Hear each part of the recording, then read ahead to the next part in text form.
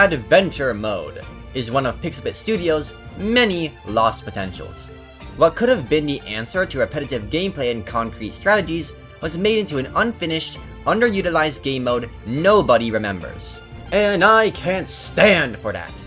So I've made an entire rework for this mode that covers gameplay, rewards, and even lore that would bring this forgotten game mode to the potential it always deserved.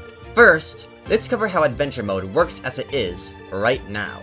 Adventure Mode starts as a small island that expands every 5 waves. You can vote on what way you want the island to grow with your teammates. This keeps happening until the final boss is reached or when the island gets too big, apparently.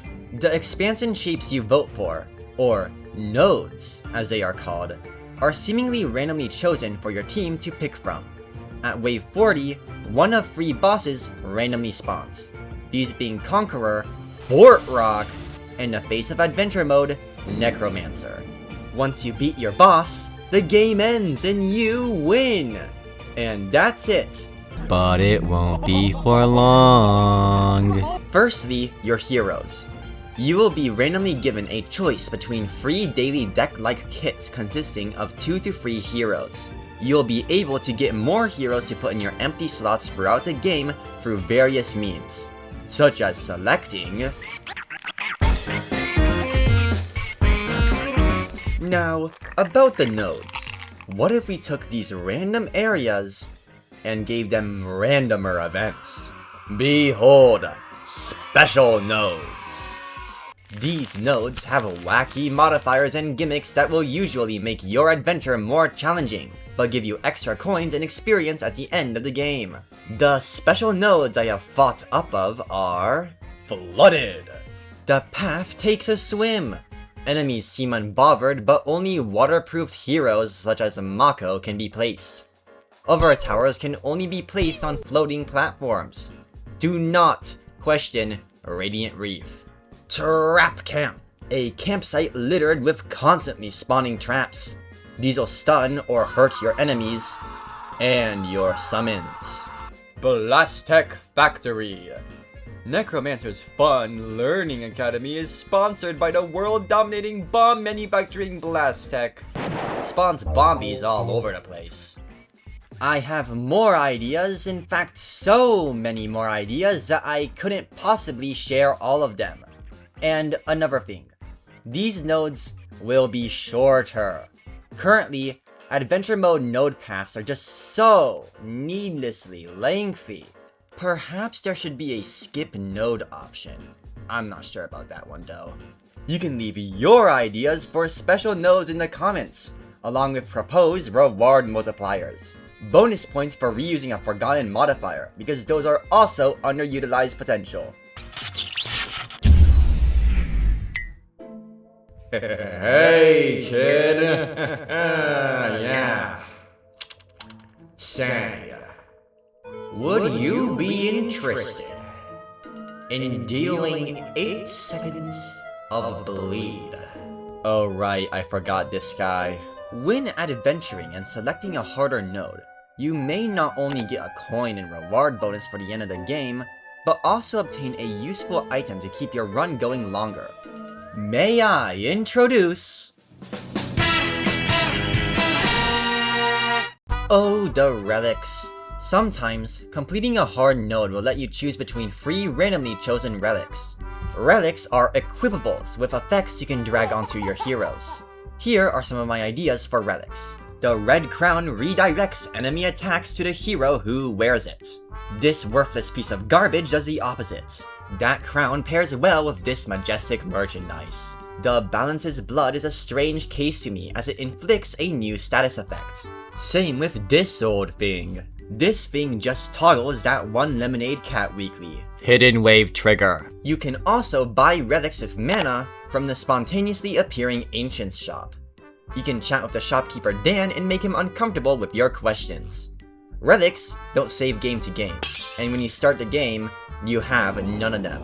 So you'll have to adapt your strategy to what you find. Like a roguelike. Now that you're fighting the land you're standing on and being overwhelmed by new trinkets, it's time to throw some enemies your way too. Every 20 waves out of the new heightened 60, the players will be hit with a new biome change. And within these biomes, lurks horrors beyond your wildest fears. Janitors!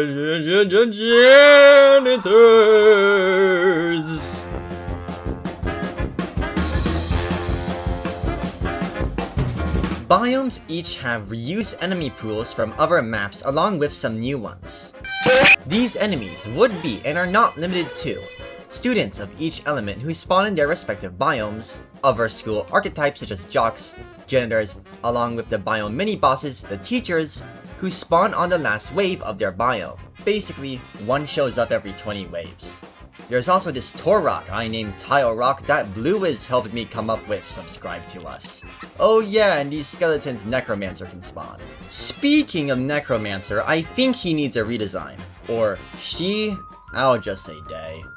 It's just that they look too much like a ripoff of Rousey Deltarune if he wasn't lame and stupid, and instead was awesome and threw hands with the one who waits. I just kept their original enemy bio and made them a ram because, it's like satanic and stuff. It's like from the Bible because Necromancer, because necro means death. I'm just making sure you know that. Now that Necromancer looks slightly different along with all the other enemies, you may ask, why the school motif? Well, before that, I'd like to ask you a question. Are you subscribed? Because only 3.9% of my viewers are. Wait, 3.9? That's not even 10%. Heck, not even 5%. I guess I'll have to do this bit to get you to subscribe then. Yep, this'll definitely work to get the numbers up. Alright, no more stalling. I'll explain myself. With this. The brand new Adventure Mode Rework unofficial origin story lore thing. Germgy, build me a story time. Okay.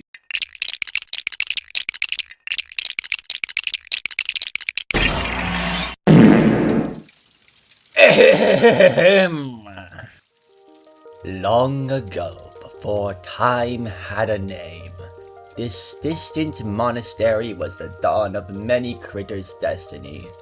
Here, young magicians would study and master spells under the guidance and protection of the guardians.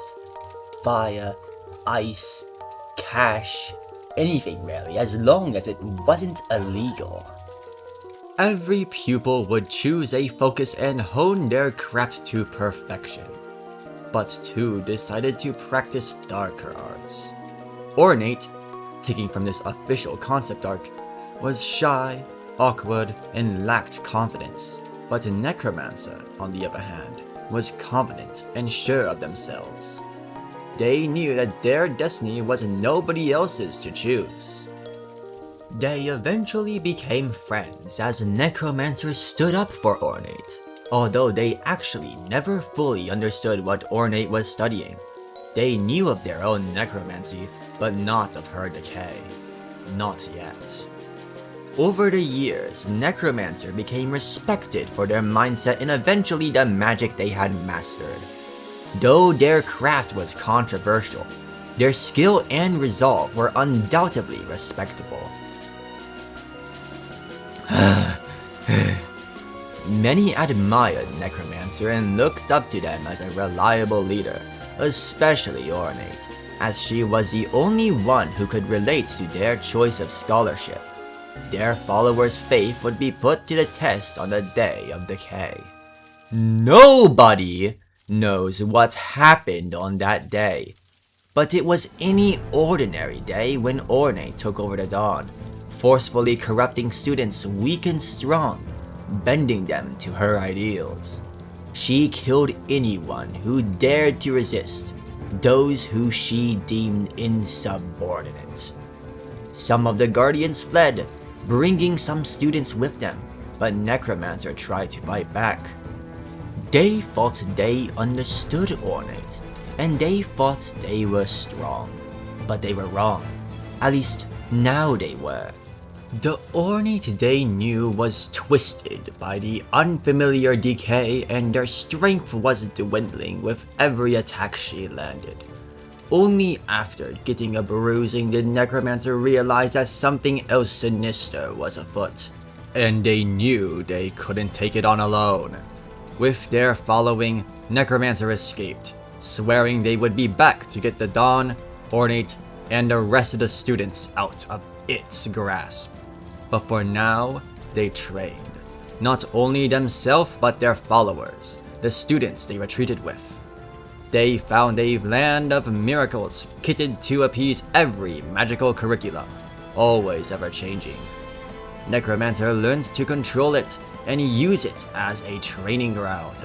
Simulated environments and situations fit to each of their followers' needs. And if the Tower Heroes wanted to take down the new Dawn too, then Necromancer would train them as well. But little did all of them know the same evil force who brought the Dawn to decay was among them, waiting to strike.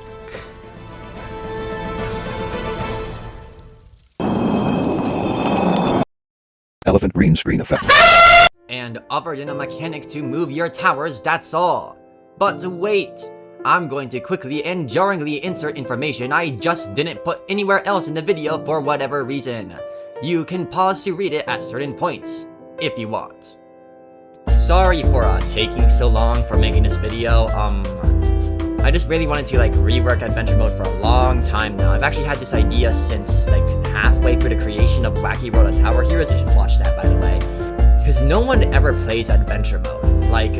When I got footage for this, one of my friends was a level 128, and he has never beaten adventure mode ever. Not even once. The main motive of this rework is to make the game less repetitive and provide a way to grind coins and experience without playing the same map over and over again. Refer to the previous wall of text for why. But don't go yet. I would love to hear your ideas for enemies, biomes, relics, and more in the comments below. I would not be surprised if you came up with better lore than the Instance Tail yellow guy and better designs than the guy who made whatever the f this is. Don't forget to like and subscribe, and I'll see you all next time.